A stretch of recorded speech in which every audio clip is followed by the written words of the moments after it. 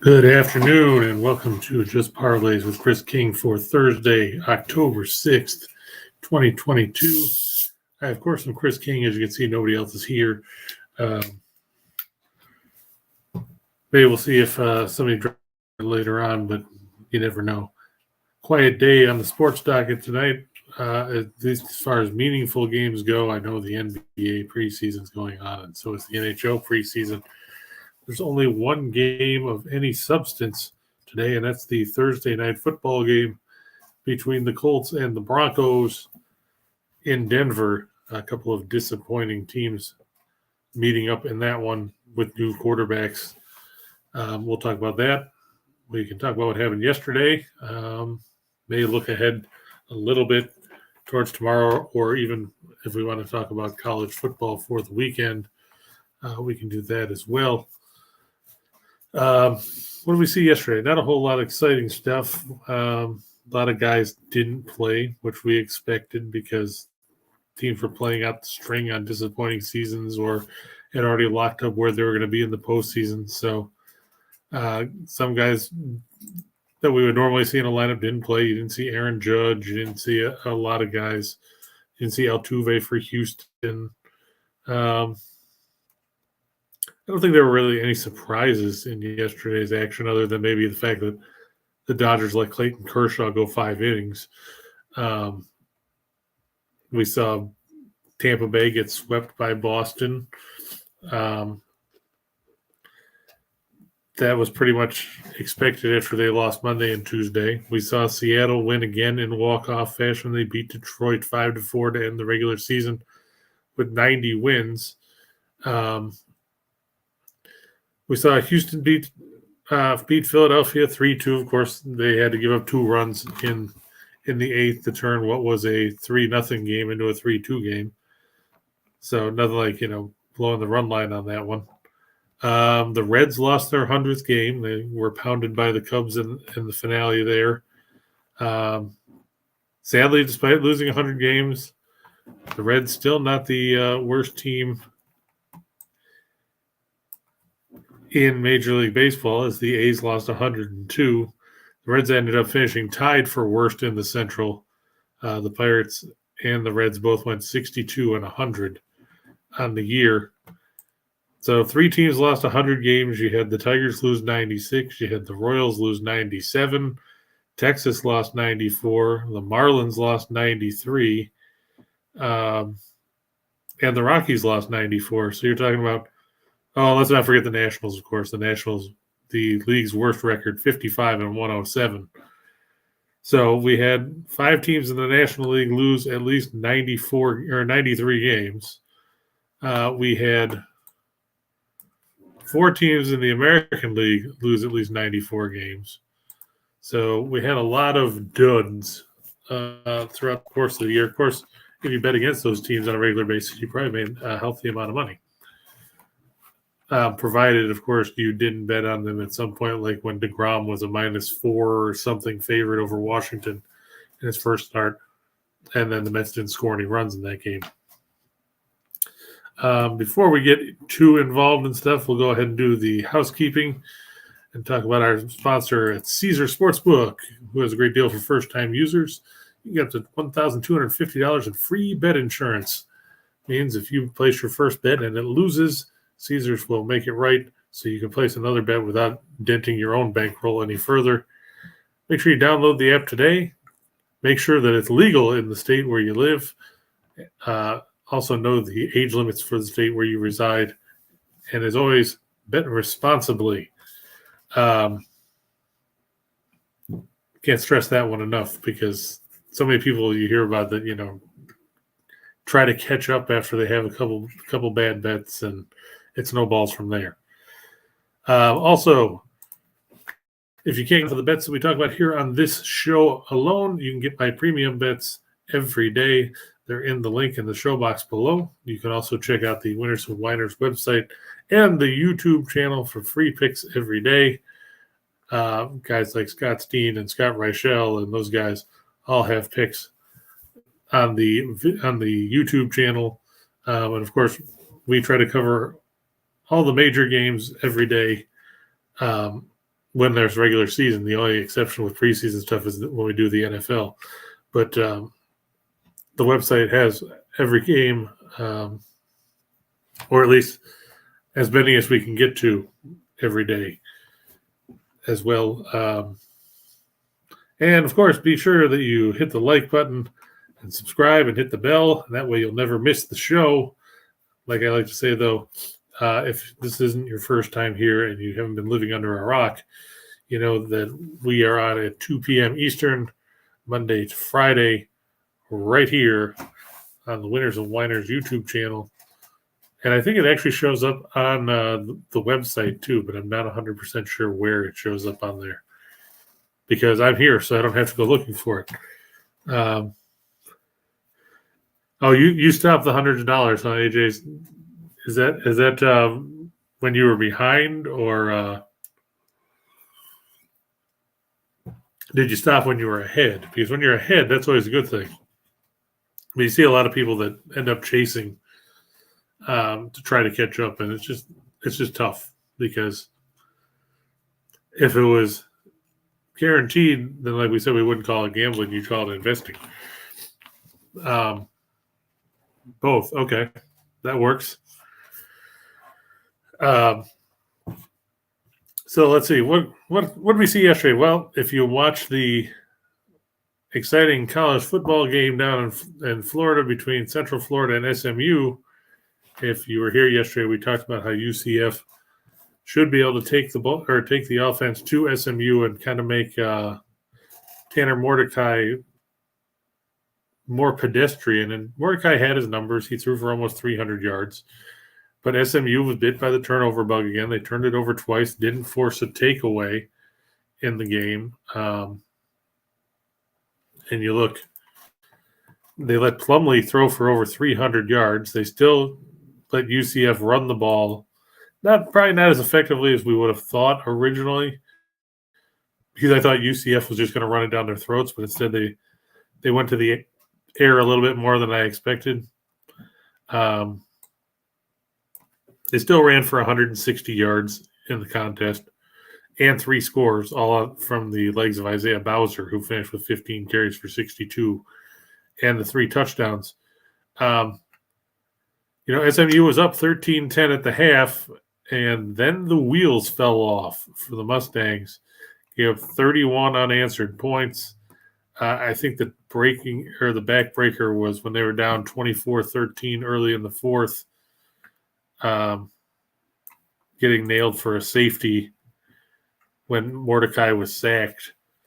And then it was a 2-play drive right after that where UCF went 63 yards in 2 plays, including a 58-yard touchdown and a 2-point conversion that made it 34-13 with 11:51 to go, and you could turn the lights out at that point.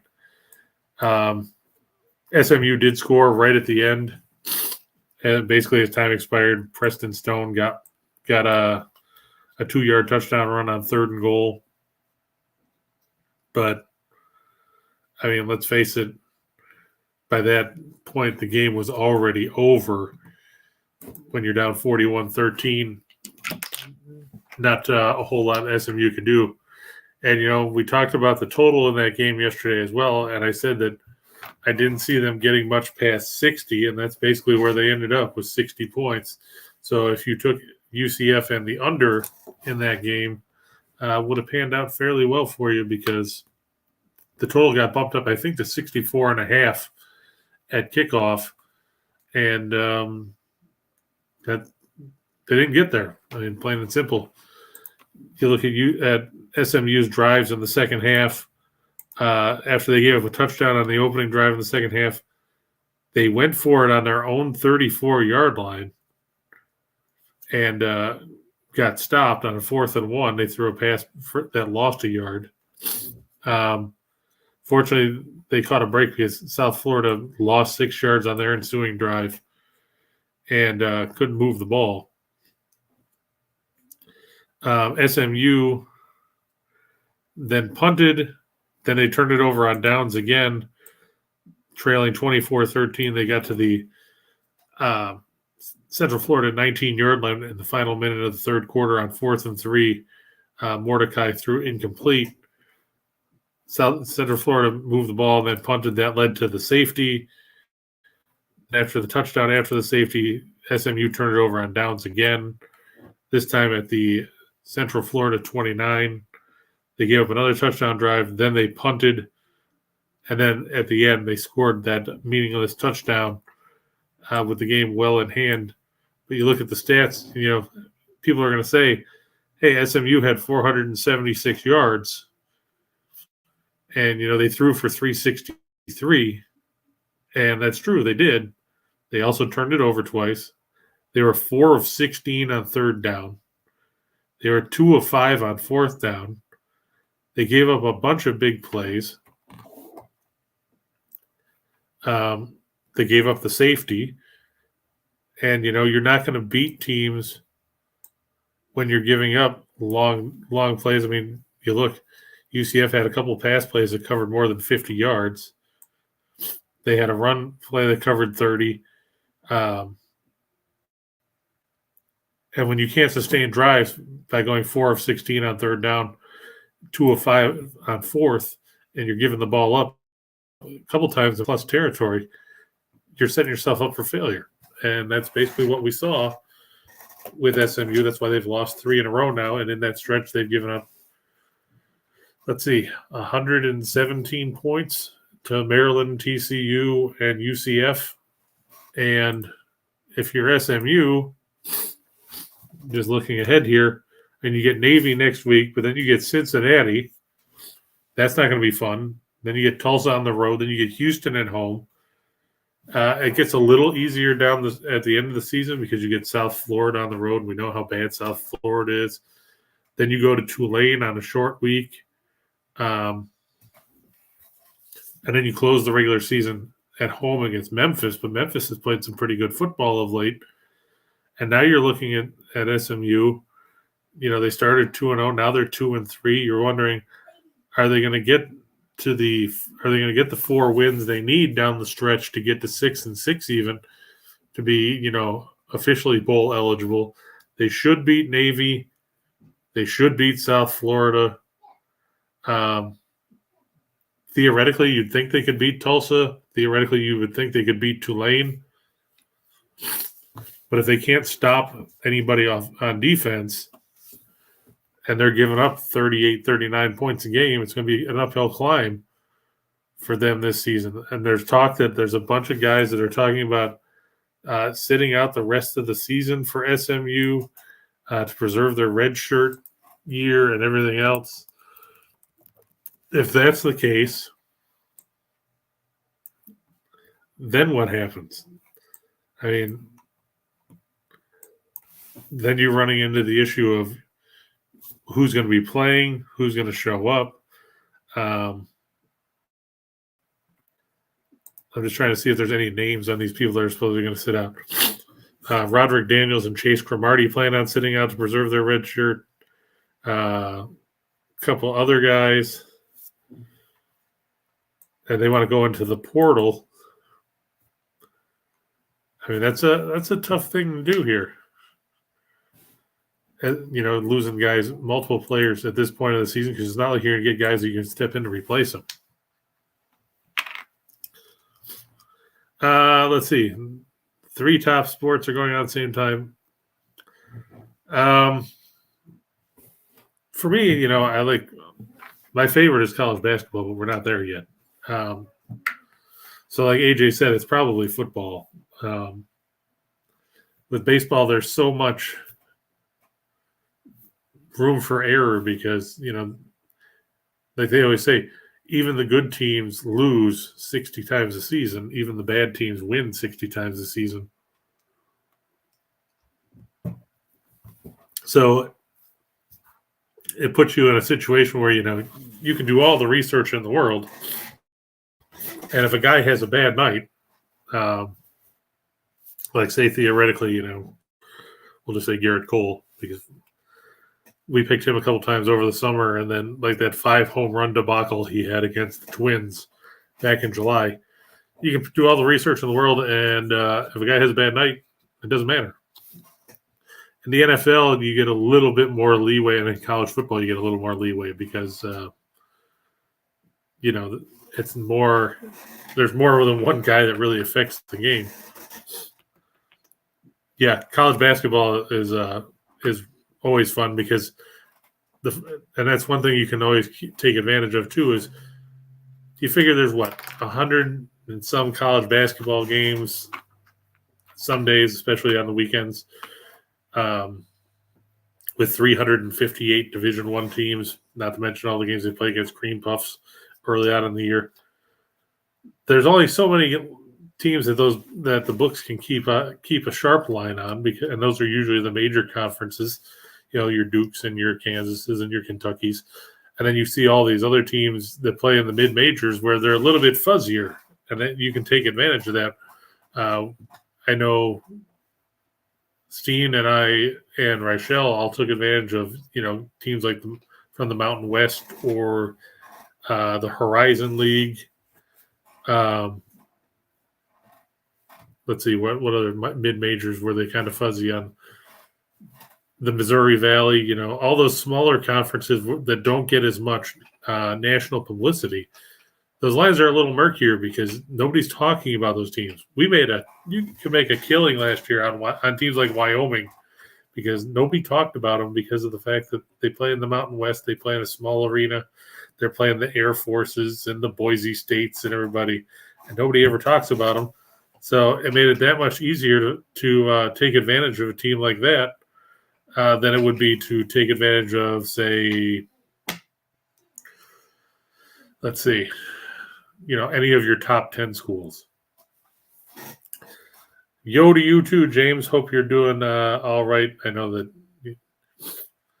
you're hopefully, I don't know if you've had the services for your grandmother yet or not, but hopefully you're doing all right with all that as well.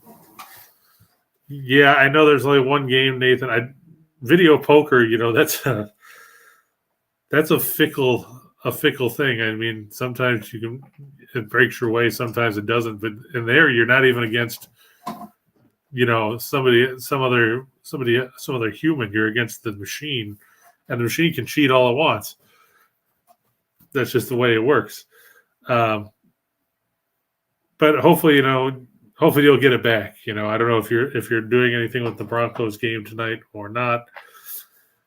I obviously. Okay, so they're next Thursday. All right, well, we'll write you an excuse so you don't have to be here that day, James. But I'm glad you're doing all right.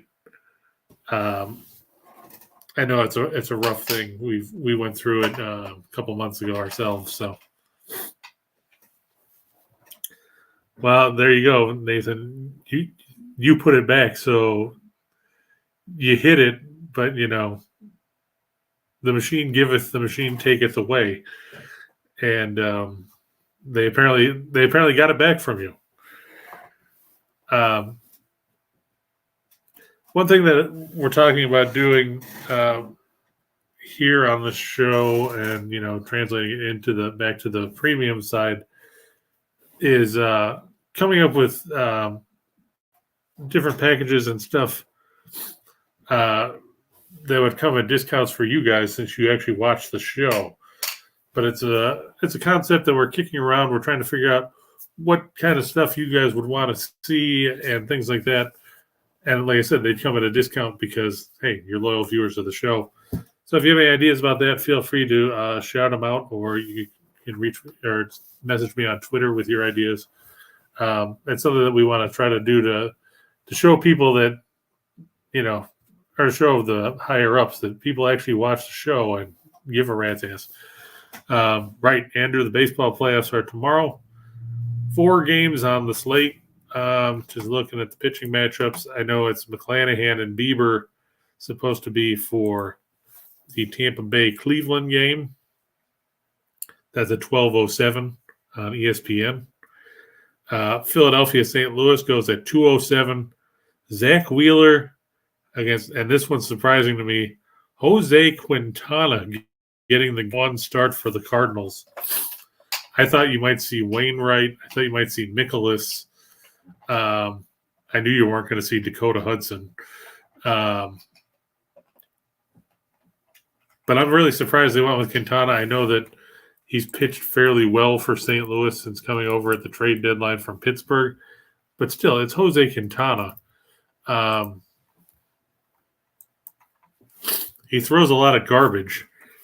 He finished the year 6-7 with a 293 earned run average. He was 3-2 with a 201 earned run average in 12 starts with the Cardinals. But he went just 62 and 2/3 innings in those outings. Overall, he was, like I said, 6-7 with a 293, 32 starts, but he went 165 and 2/3 innings. So he's only giving you 5 innings a start.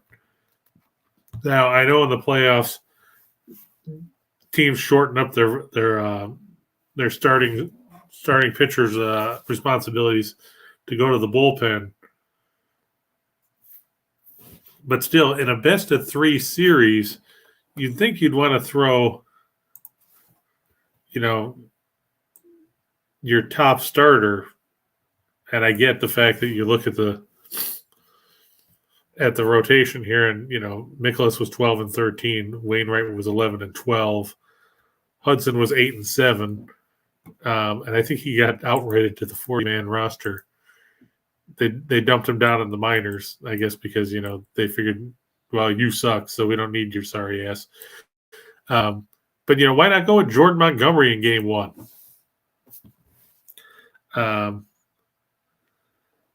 Yeah, the Nerfie's a good bet on those. I agree with you, buddy. You talk about Bieber and McClanahan for sure. And Quintana, he pitches well. He just doesn't pitch long. And, that's something that concerns me. I would have gone with Montgomery myself in Game 1. I don't know if the Cardinals have anybody listed for Game 2 yet. No, they have Mikolas listed for Game 2. So that's a bit surprising. But the Cardinals and Phillies, 2:07 p.m. That game's on ABC. At 4:07, the Mariners making their first playoff appearance since 2001. Hell, I lived in Seattle in 2001. I remember that team with Buhner and Edgar Martinez and Dan Wilson and all those guys. They'll go to Toronto to face the Blue Jays. Luis Castillo getting the start against Alek Manoah. Should be a good pitching matchup there. Castillo was a real nice addition for the Mariners at the trade deadline. Gave them that front of the rotation arm they needed to pair along with Robbie Ray and Logan Gilbert. Allowed them to move Flex into the bullpen.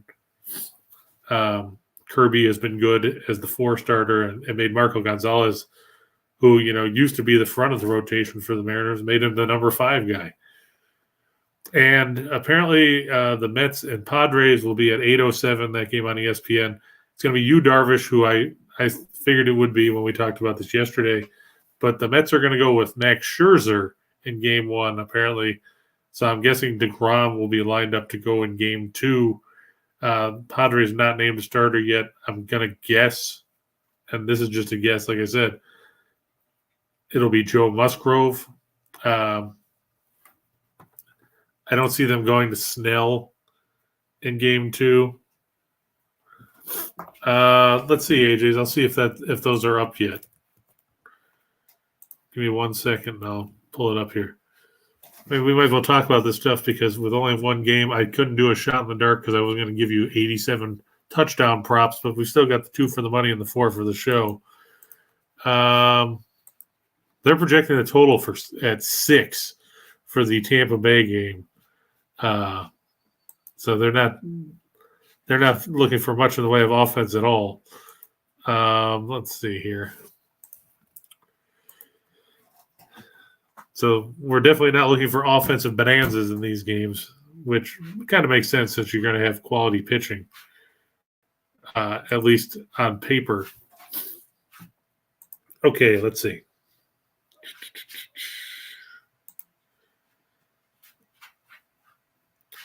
First inning runs in the minus 185 in the Tampa Bay game with Cleveland is the current the current Nerfie there. In the Phillies game and the Cardinals, it's minus 160. Mariners, Blue Jays, the Nerfy minus 155, and Padres, Mets, the Nerfy, and this is on BetMGM. So always, as we like to say all the time, shop the books and see what you can find elsewhere. Minus 185 for the Padres and the Mets. Just take a look and see if I see anything popping up anywhere else. But just overall totals for these games. Like I said, Rays and Guardians, they're showing a total of 6. Phillies Cardinals is 7. Mariners Blue Jays is 7. Padres Mets is 6. So they're not throwing big numbers out there by any stretch of the imagination.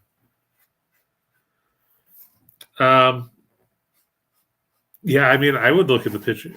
Yeah, they definitely raised the juice for sure. And yeah, Nathan, I would look at the pitching matchups, get an idea of how these guys pitch against the opposition. I always like Baseball Reference for that stuff myself. But there's a zillion different sites you can pull out information on for that. But just to give you an idea, McClanahan, if it loads here, this season faced Cleveland once, got tagged for 5 runs on 7 hits, 3 walks, and 4 strikeouts in 4 1/3, and took the loss. In his career, I mean, he's only been in the league 2 years, so he hasn't pitched a whole lot against the Guardians, with the being in different divisions. That is his lone start against Cleveland in his 2 years in the majors. Bieber's been around a bit. Take a quick look at his numbers. Bieber is this season faced Tampa Bay twice, 1-0, a 346 earned run average, 5 runs on 11 hits, 2 walks, 14 strikeouts in 13 innings, had a whip of 1. And in his career against the Rays, he is 2-2 with a 322 earned run average, 1.156 whip, 9 walks, 48 strikeouts over 36 1/3 innings in 6 career starts. And the thing is, Cleveland, you use Rotoballer. Yeah, that's a good one too. The thing is, Tampa Bay has struggled to hit most of the season, and that's been a big issue for them. You have to wonder how they're going to fare against Bieber, who was pretty strong down the stretch. Just looking at his numbers, from September 1st on, he lost on his start on September 1, but in his last 7 starts, 5-1, a 244 earned run average, 4 walks, 45 strikeouts, and 48 innings over 7 starts. Opposing hitters posted a 218, 235, 374 slash line against him. He had just one start where he gave up more than 3 runs. He gave up 4 to Tampa Bay and 6 on September 27th in a game that the Guardians lost 6-5. He didn't factor in the decision there. But his other starts since September 1st, 3 runs on 6 hits and 7 innings, struck out 11 against Baltimore. 1 run, 4 hits, struck out 7 and 8 innings against the Royals. 1 run, 5 hits, struck out 7 and 6 1/3 against the Twins on the road. 1 run, 4 hits, 6 strikeouts in 8 against the Twins at home. 2 runs, 7 hits, 5 strikeouts, and 7 2/3 against the White Sox on the road. 4 runs, 6 hits, no walks, 6 strikeouts, and 6 against the Rays. And then he threw just 5 innings against Tampa Bay because they pulled him, because it didn't matter. 2 runs, 1 earned, 7 hits, 1 walk, 3 strikeouts in 5 as the Guardians won 7-5. And that's a good point, too, that Crystal brought up. Bieber gets run support. We talked about that a lot with Quantrill, who I think is slated. Let me double check. I think he's slated to pitch in Game 3 if necessary. But Bieber, he's gotten at least 5 runs of support 12 times in 31 starts. He's got at least 4 runs of support in 19 of his 31 outings. They average 4.2 runs a game when he pitches. McClanahan, pulling up his numbers here real quick. Let's see. He's gotten similar run support. Well, as far as volume-wise, he's gotten at least 4 runs 13 times. He's gotten at least 5 runs just 6 times. Meanwhile, he's gotten 2 runs or less of support in 12 of his starts this season, 12 out of 28. So you're basically looking 43% of the time when he pitches, Tampa Bay scores 2 or less. Average run support for him, 3.58 runs per game. Just to throw it out there as a counterpoint to look at by looking at Quantrill's numbers, we've talked a lot about how some of these guys get a ton of support and some guys get none because Plesac hardly gets any support in the same rotation. But when Quantrill pitches, 5.68 runs per game of run support. He's gotten at least 5 runs on 19 of his 32 starts. He got at least 4 runs in 23 of 32. But I mean, come on, 5.68 runs a start. It's no surprise when you look at his record and you see that he's 15-5 compared to a guy like Plesac pitching on the same team with the same guys in the same lineup. But you look at his numbers, and this is probably why he's not starting in the first round of the playoffs. He got at least five runs of support just 6 times. He got at least 4 runs of support 11 times in 24 starts. Run support, 3.30 runs per game. Hey, T-Train, how you doing? Good to see you. Yeah, Ohtani. Well, it wasn't all Ohtani's fault though. He threw 5 innings and left down 1-0. The problem was the bats didn't hit Waldachuk, which was surprising because Waldachuk had been terrible for an eternity, and he just turned around and shut him down. I think did he go 7? And I know at that point he had only given up 3 hits, and the Angels scored 2 in the 8th, but still. It's like, what the hell were you doing the rest of the game? They basically, phoned it in early. I thought with that lineup and knowing how badly Waldachuk had played, or not played, but pitched, that, the Angels should have teed off on him. And I think they just got complacent and just wanted to go play golf. I mean, we know that team wasn't going anywhere. But still, you would have liked to have gone out on a positive note. Instead, you have the guy who's probably going to finish second in the MVP voting for the American League get shown up by a rookie who hasn't impressed anybody. But it wasn't Ohtani's fault. He went 5 innings. He had 1 run on 1 hit with 1 walk and struck out 6. The bullpen gave up 2 in the 7th to make it a 3-0 game. Weiss is a guy I don't think you're going to see in the rotation at any point next season. One wouldn't think. But I would have said I would have gone with Kershaw, but again, you didn't know how long he was going to pitch either. Nobody, I don't think, expected him to go 5 innings. I think the plan originally was he was only going to go a couple, and then they just decided to roll with it. I did say Freeman was probably going to be in there for a while, and I think he ended up falling short of the batting title. Went to Jeff McNeil. gives the Mets some sort of solace that they won something after, blowing the NL East down the stretch to the Braves. And you got to feel bad for the Mets to some extent, just because of the fact that they won 101 games or whatever, and now have to play a wild card series against the Padres. And one of these teams that's been hyped up, the Mets were hyped up all season long. The Padres were hyped up after they made the trades for Soto and Bell and Drury and all those guys. One of these teams that's been hyped up for the last 3, 4, 5 months won't be playing after this weekend. So you have to wonder what kind of decisions are going to come out of as the fallout of ending up falling short of what the goal was.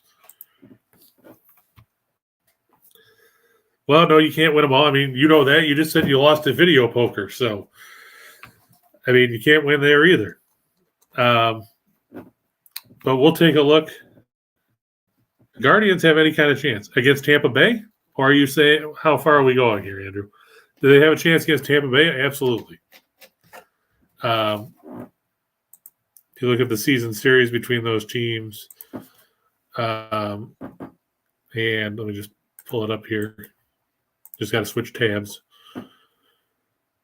Remember, Tampa Bay was 11 games under 500 on the road, compared to which isn't a good start. They just lost 3 in a row to Boston. They lost 7 of their last 8 to close the regular season. So they had a chance to possibly move up out of this spot. In the regular season, let's see. Cleveland took 4 out of the 6 meetings. They took 2 of 3 at home. They took 2 of 3 on the road. A lot of low-scoring games, 4-1. There are a couple 2-1 games. But Bieber, has pitched well. McKenzie's supposed to pitch in game 2. He's solid, and we know that Quantrill has been very good for Cleveland. I agree with you, T-Train. DeGrom has not looked good of late at all. I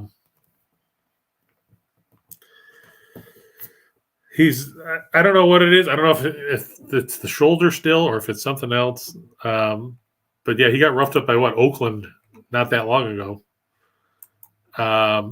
Season series between those two teams shows that San Diego took 4 of 6, 2 of 3 at home, 2 of 3 at Citi Field. And I believe all those games were before Soto and company came over, because the last game was July 24th.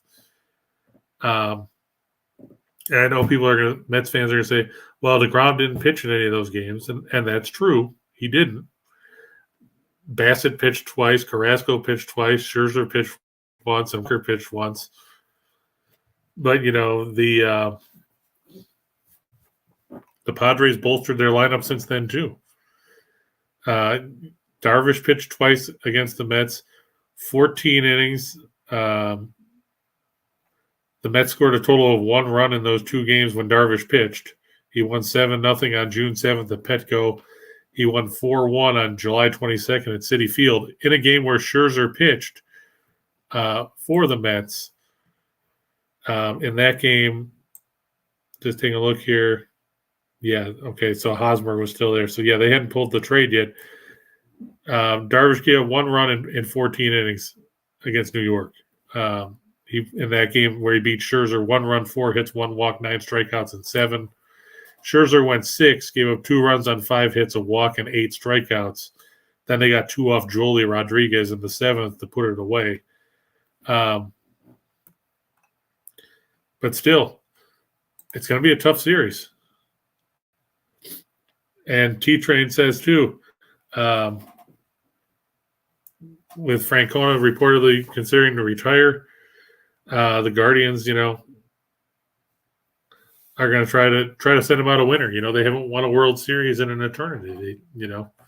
Go back to Willie Mays, Robin Vick Wirtz in 54, and then of course they lost in 2016 to the Cubs with the whole thing with Trevor Bauer and the drone. Boy, remember that? It was just a drone then. He wasn't suspended for all this other crap.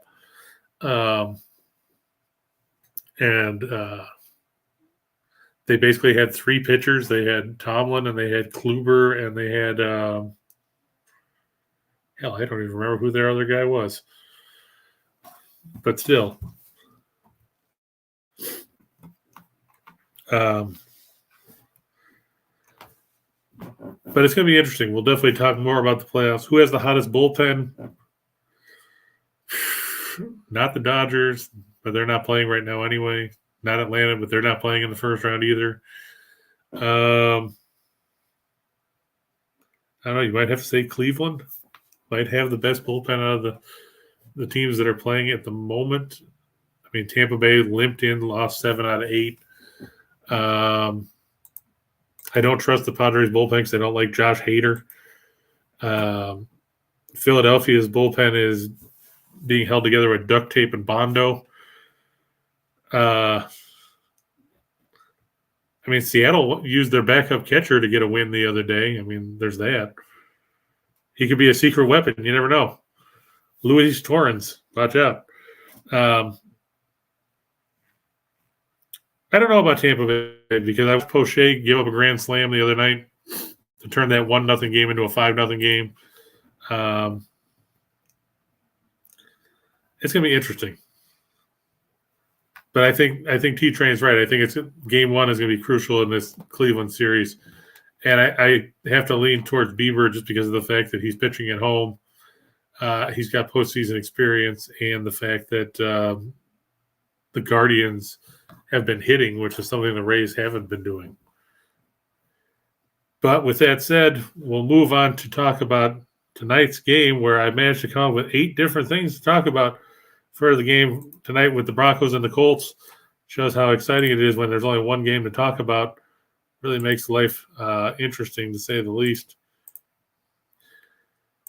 I'm going to stick with the Broncos in this game. I don't trust Indianapolis. No Jonathan Taylor. Shaq, don't call me Darius Leonard not playing. They've got some other injuries on the defensive side of the ball. They haven't scored more than 20 points in a game. And see, T-Train's a hater, so there you go. Now you know that it's official that Hater sucks because T-Train and I agree. And when that happens, good things happen. I didn't like him in Milwaukee either, by the way. Just full disclosure. But let's face it, Indianapolis is a train wreck.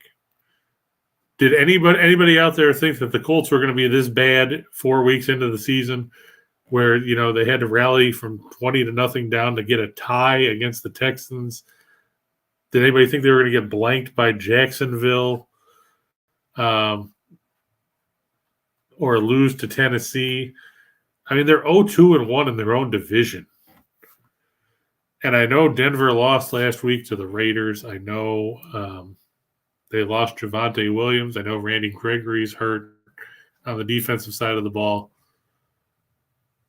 But they still have receivers, and they have Russell Wilson. I like Russell Wilson a lot more than I like Matt Ryan at this point. So I'll take the Broncos and give the 3.5 in this situation. By the same token, Michael Pittman over 5.5 receptions. The Colts have to throw somebody the ball, right? I mean, as long as they're not inside the 20, you don't have to worry about them throwing the ball to a tight end all the time, because that seems to be their strategy. They don't throw the ball to the receivers. They don't throw the ball to receivers in the red zone. It's dump it off to the tight end or try to run. And Nyheim Hines, I mean, I like him for the perspective of he can catch passes out of the backfield. He's not a guy you're going to run between the tackles inside the 5 trying to get in the end zone. But Pittman, he's their number 1 receiver. Maybe Ryan should actually throw him the ball. Yeah, T-Train saying Reich might be out if they get spanked again tonight. And I agree. And I see that there's a little bit of contrast. Andrews thinks Matty Ice is okay sometimes. T-Train thinks it's over for Matty Ice. I mean, when Ryan has looked his best, it's been when he's trying to rally him from down multiple scores. Yeah, I was going to mention Mo Alley Cox because he factors into that throwing the ball to the tight end in the red zone. I think they've targeted the tight end 6 times in the red zone. They've caught 5 passes, 4 of them are for touchdowns. So if you want to go with Cox, or even if you want to take a shot at, is it Granson or Jelani Woods? I mean, why not? Because unless they're scoring from the 35-yard line or something out there, he's going to look to the tight ends and try to hit them there to pick up, use the big bodies. I think Alley Cox is a good bet as long as the Colts can actually get down the field. Cortland Sutton, I think, will have a big game because I'm looking for Wilson to throw the ball more here. Losing Williams, you don't want to turn around and hand the ball off to Melvin Gordon. He fumbles it all the time. So Sutton, I like Sutton more than I like Jerry Jeudy here. So I look for Sutton to go over 70 receiving yards, basically. I look for Wilson to go over 230, and that's even money on that part. But there's better odds on the next page because I think he's going to go for beyond that number.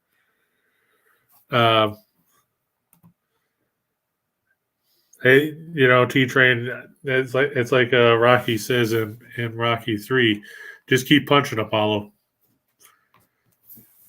That's all you can do. That'll take us to the 4 for the show. And like I said, I didn't do a shot in the dark because there's no way in hell I was going to come with 18 props on this game alone. I look for Wilson to go over 250 in the passing yards department. Pretty healthy number there, which is nice. The run game is going to be questionable because they're not going to rely on Gordon. I don't trust Mike Boone. They did pick up Latavius Murray. Not sold on Latavius Murray being a big factor since he just got picked up a couple days ago. I know his anytime touchdown prop is, I think it was 370 or something like that, 300, 370, somewhere in that range. Here we go again with that. Well, bye. Hope you enjoyed your chance of posting crap twice, but they're gone. Yep. Buddy says Sutton over on catches, over on receiving yards, Wilson over on passing yards. That's the play. It's a safe bet. I know that his last I saw Sutton's catch total was over 4.5. It had a minus 150 or something like that on it. But yeah, I think he's going to go over. I think he's going to go over in receiving yards, and I think Wilson's going to go over in passing yards. That's why I think he's going to go over 250. And the difference between 230.5 and 250 is basically one completion down the field, and you're going from minus 110 to plus 154. Ryan's going to have to go over 250 because what else is he going to do? They're not going to run the ball all that well without Taylor in there. Their offensive line hasn't blocked all that much. With that said, Denver gives up 5.4 yards a carry. So if Hines gets 8 to 10, he can get to 40 yards. And I don't see the Colts going over 19.5 points. Yeah, that's true. T-Train, everything points to the other, and you know what happens when that happens. True, but Denver could do the heavy lifting. They could get to 27. They could win 27-17 and get there, and you would win. And having the Colts under 19.5 would pan out too. And then everybody's happy, right? And that's the way it should be. Rocky 2 had his 40th anniversary yesterday. Yeah, hard to believe. Interceptions are minus 108 for Wilson and minus 122 for Ryan. I saw that there was a prop that people were talking about that, the Colts to lose a fumble because they figure that the offensive line hasn't blocked for Indianapolis. So Ryan's going to get hit and, maybe cough up the ball that way. That's definitely a viable option as well. It's kind of weird only having one game to talk about because now I don't have to go to a shot in the dark segment. which means I can let everybody go and have snacks or take an afternoon nap a little bit early. But don't worry, kids, because we'll be back here tomorrow at 2 p.m. Eastern while Major League Baseball playoffs are going on. We will talk about the Global Series, the first 2 games of the NHL season out in Prague with the Predators and the Sharks. We will talk about college football because we've got a few games on the slate for tomorrow. And we will also talk about some of the college games over the weekend and talk a little bit about the NFL. So until tomorrow, good luck with your bets on tonight's game. Hopefully they all pan out for you. And we will see you here live and in person at 2 p.m. Eastern right here on the Winners and Winers Network for Just Parlays. I'm Chris King. So long.